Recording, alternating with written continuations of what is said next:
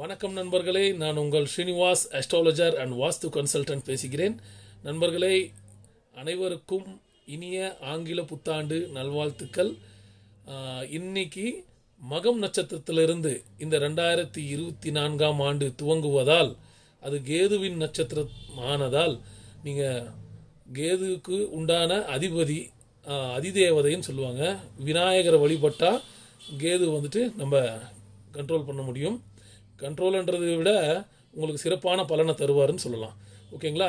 உங்களுக்கு இந்த ஆண்டு எந்த விதமான பிரச்சனைகள், அது அனைத்து ராசிகளும் அனைத்து லக்னத்துக்கும், லக்னம் தலை காக்கும்னு சொன்னால் விநாயகர் வழிபட்டால் உங்கள் பிரச்சனை அனைத்துமே தீரும்னு சொல்லி இந்த பதிவு மூலிமா உங்களுக்கு நான் தெரிவிச்சுக்கிறேன்.